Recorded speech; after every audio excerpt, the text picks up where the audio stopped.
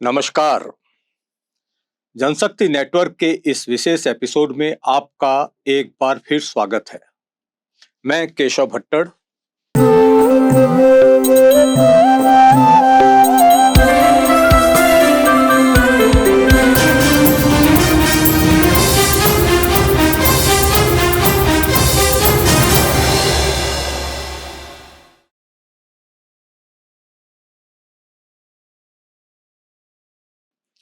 नागरिकता सत्यापन के बीच चुनाव आयोग नाक क्यों घुसेड़ने की कोशिश कर रहा है?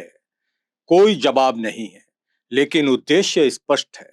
जो काम केंद्रीय सरकार के गृह मंत्रालय, अमित शाह के दफ्तर को करना चाहिए था, उस काम में वे पूरी तरह विफल साबित हो चुके हैं। चुनिंदा तरीके से विशिष्ट समुदाय के लोगों को धर्म, जाति, भाषा के आधार पर नागरिकता देने की कोशिश के खिलाफ पूरा देश गरज उठा था। एनआरसी विरोधी जन आंदोलन की लहर में आरएसएस बीजेपी की देश को विभाजित करने की योजना पानी में बह गई थी। बिहार के बाद 27 अक्टूबर को पश्चिम बंगाल सहित अन्य 11 राज्यों में मतदाता सूची के विशेष गहन संशोधन यानी स्पेशल इंटेंसिव रिवीजन SIR अभियान की शुरुआत की जाएगी। यह घोषणा देश के चुनाव आयोग ने की। अभी जब हम यह बात कर रहे हैं, प्रक्रिया शुरू हो चुकी है। पहले समझते हैं कि SIR आखिर है क्या।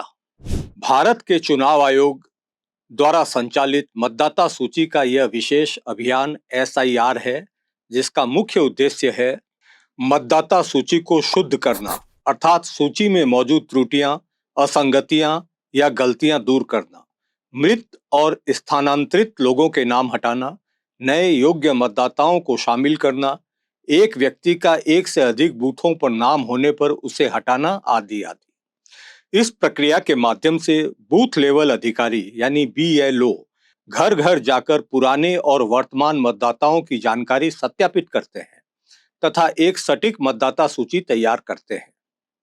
पिछले 2 दशकों में भारत के अधिकांश राज्यों में यह गहन संशोधन नहीं हुआ है। तो मतदाता सूची में किनके नाम रहेंगे? मतदाता सूची में नाम रखने के लिए वर्तमान में सूची के नाम होने वाले या न होने वाले हर व्यक्ति को इस प्रक्रिया में से एक सूचना संग्रह फॉर्म, एन्यूमरेशन फॉर्म भरकर जमा करना होगा। जो लोग निर्धारित समय के अंदर सही ढंग से एन्यूमरेशन फॉर्म भरकर BLO के पास जमा करेंगे, उनके नाम पहले ड्राफ्ट रोल में शामिल किए जाएंगे। जो लोग साबित कर सकेंगे कि उनका नाम या उनके माता पिता या किसी निकट संबंधी का नाम अंतिम गहन संशोधन की सूची में पश्चिम बंगाल के मामले में 2002 की सूची में शामिल था, उन्हें सूची में बने रहने के लिए आसानी से योग्य माना जाएगा। जो लोग 1 जनवरी 2026 को 18 वर्ष पूरे कर चुके होंगे या करेंगे, वे फॉर्म 6 भरकर नाम जोड़ने के लिए आवेदन कर सकेंगे। यदि किसी का या उसके माता पिता का नाम 2002 की सूची में न हो, तो अंतिम सूची में नाम शामिल करने के लिए उन्हें उम्र, निवास स्थान और नागरिकता साबित करने वाले उचित दस्तावेज जमा करने होंगे तथा सुनवाई में उपस्थित होना होगा। ऐसी स्थिति में किन किन दस्तावेजों की जरूरत पड़ेगी? उचित प्राधिकारी द्वारा जारी किए गए जन्म प्रमाण पत्र यानी बर्थ सर्टिफिकेट, वैध पासपोर्ट, माध्यमिक या मान्यता प्राप्त बोर्ड, विश्वविद्यालय द्वारा जारी शैक्षणिक प्रमाण पत्र, केंद्रीय या राज्य सरकार या सार्वजनिक संस्था के नियमित कर्मचारी और पेंशन भोगियों के लिए जारी पहचान पत्र या पेंशन पेमेंट ऑर्डर, राज्य सरकार के उचित प्राधिकारी द्वारा जारी स्थायी निवास प्रमाण पत्र, परमानेंट रेजिडेंस सर्टिफिकेट। 1 जुलाई 1987 से पहले भारत सरकार या स्थानीय प्राधिकारी बैंक, पोस्ट ऑफिस, जीवन बीमा, सार्वजनिक संस्था द्वारा जारी कोई भी पहचान पत्र, प्रमाण पत्र या दस्तावेज।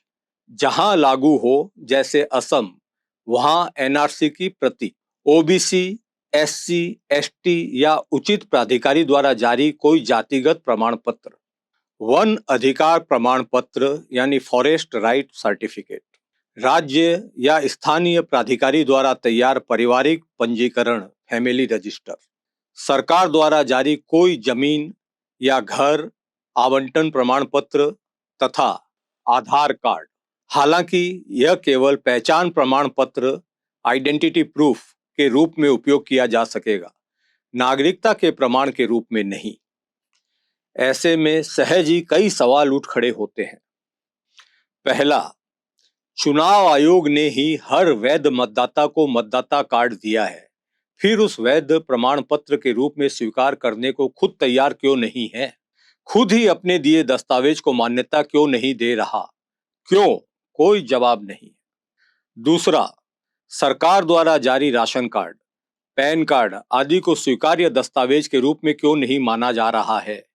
इसका भी कोई जवाब नहीं है। तीसरा, केवल 2002 की मतदाता सूची में किसी का अपना या माता पिता का नाम होने पर ही वैध मतदाता क्यों माना जाएगा?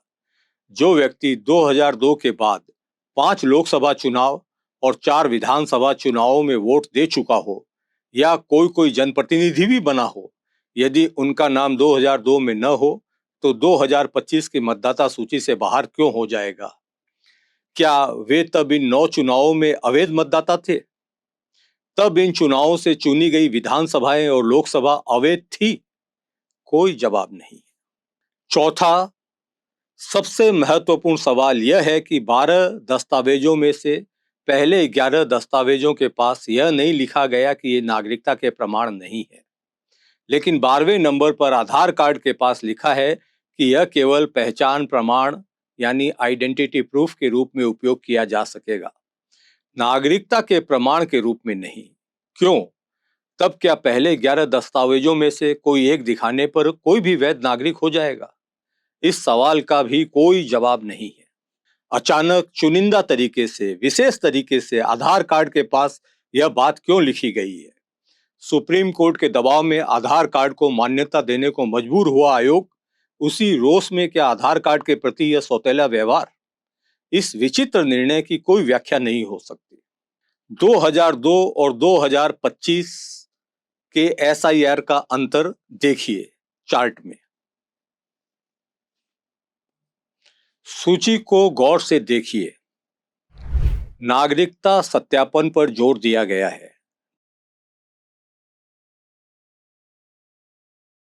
2003 की निर्देशिका में कहा गया था, नागरिकता निर्धारित करना गणनाकार का काम नहीं है। इस बार की प्रक्रिया में मतदाता सूची की शुद्धता पर अधिक जोर दिया गया है और जिनके नाम पुरानी सूची से लिंक नहीं हो सकेंगे, उन्हें योग्यता यानी एलिजिबिलिटी साबित करनी होगी और इसके साथ बड़ी चालाकी से नागरिकता का मुद्दा जोड़ दिया गया है। इस तालिका से स्पष्ट है कि एसआईआर नागरिकता प्रमाण के लिए नहीं किया जाता, फिर चुनाव आयोग इस पर इतना महत्व क्यों दे रहा है? इस बात का कोई जवाब नहीं है। कुछ तो है जिसकी पर्देदारी है। संविधान की धारा 11 ने संसद को नागरिकता संबंधी किसी भी कानून निर्माण की अंतिम शक्ति प्रदान की है। इस शक्ति का उपयोग करते हुए संसद ने नागरिकता अधिनियम 1955 द सिटीजनशिप एक्ट 1955 का निर्माण किया। कानून के अनुसार नागरिकता सत्यापन और पंजीकरण का दायित्व मुख्य रूप से केंद्रीय सरकार, ministry of home affairs MHA के गृह मंत्रालय का है। नागरिकता प्रदान करने या रद्द करने का अंतिम निर्णय भी वे ही लेते हैं। रजिस्ट्रार जनरल ऑफ इंडिया, केंद्रीय सरकार के अधीन यह संस्था नेशनल पॉपुलेशन रजिस्टर यानी NPR और आवश्यकता अनुसार national register of Indian citizenship NRC जैसे विशाल प्रक्रियाओं की निगरानी करती है। तो नागरिक कौन है और कौन नहीं, यह सत्यापित करना चुनाव आयोग का काम नहीं है, तो फिर इसे सत्यापित करने चुनाव आयोग क्यों आ रहा है? इसका भी कोई जवाब नहीं है। संविधान की धारा 324 ने चुनाव आयोग को इन चुनावों के लिए पर्यवेक्षण यानी सुप्रिटेंडेंस, निर्देशन यानी डायरेक्शन और नियंत्रण यानी कंट्रोल की शक्ति प्रदान की है। ये चुनाव हैं। पहला, लोकसभा और राज्यसभा के चुनाव, पार्लियामेंट इलेक्शन। दूसरा, राज्य विधानसभाओं के चुनाव यानी स्टेट लेजिस्लेचर्स के चुनाव। तीसरा है राष्ट्रपति यानी प्रेसिडेंट पद का चुनाव। और चौथा, उपराष्ट्रपति यानी वाइस प्रेसिडेंट पद का चुनाव। यह धारा सुनिश्चित करती है कि भारत में चुनाव संचालन के लिए चुनाव आयोग एक स्वतंत्र और स्वायत्त संस्था के रूप में कार्य कर सके। यही धारा आयोग को चुनाव संबंधी सभी मामलों में विधिक शक्ति प्रदान करती है, जैसे चुनाव की तारीख घोषित करना, आचार संहिता बनाना, मतदाता सूची संशोधित करना तथा चुनावी विवादों का निपटारा करना। संविधान की धारा 326 में कहा गया है कि लोकसभा तथा प्रत्येक राज्य की विधानसभा के चुनाव वयस्क मताधिकार एडल्ट सफरेज के आधार पर आयोजित होंगे। 18 वर्ष या उससे अधिक उम्र के कोई भी भारतीय नागरिक को इस चुनाव में मतदान का अधिकार होगा, जब तक कि वह कानून द्वारा अयोग्य न घोषित हो। इस चर्चा से स्पष्ट है कि चुनाव कराना, सही ढंग से मतदाता सूची तैयार करना से लेकर चुनाव की समस्त प्रक्रिया निष्पादन तक का दायित्व चुनाव आयोग का है। नागरिक कौन है यह तय करने का दायित्व केंद्रीय सरकार के गृह मंत्रालय का है तथा नागरिक सूची तैयार करने और रखरखाव का दायित्व रजिस्ट्रार जनरल ऑफ इंडिया का है। तो नागरिक सत्यापन के बीच चुनाव आयोग नाक क्यों घुसेड़ने की कोशिश कर रहा है? कोई जवाब नहीं है, लेकिन उद्देश्य स्पष्ट है। जो काम अमित शाह के दफ्तर को करना चाहिए था, उस काम को करने में वे पूरी तरह विफल साबित हो चुके हैं।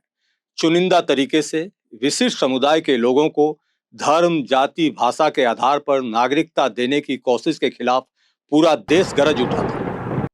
एनआरसी विरोधी जन आंदोलन की लहर में आरएसएस, बीजेपी की देश को विभाजित करने की योजना बह गई थी। इसलिए अब मोदी शाह जोड़ी चुनाव आयोग से पीछे के दरवाजे से यह काम कराना चाहती है। संविधान विरोधी, विभेदकारी इस प्रयास को रोकना ही होगा, किसी भी कीमत पर। सभी को सतर्क रहना होगा ताकि एक भी योग्य मतदाता का नाम बाहर न पड़े। और बंगाल में सत्ताधारी तृणमूल के षड्यंत्र में असंख्य मृत, स्थायी रूप से स्थानांतरित नकली मतदाताओं से भरी हुई है।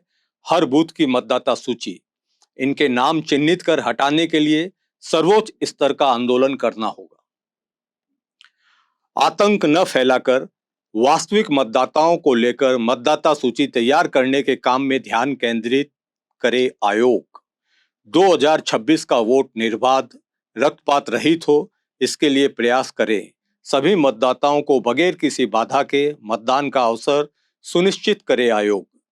आरएसएस, बीजेपी की कठपुतली न बने, संविधान निर्देशित दायित्व निभाए आयोग। नहीं तो जन आंदोलन की बड़ी लहर सड़कों पर उतर सकती है, उतरेगी। Don't forget to like, share and subscribe to stay updated with the latest incidents. Hit the bell icon to never miss an update. We will see you next time with more news that matters. Stay informed, stay safe.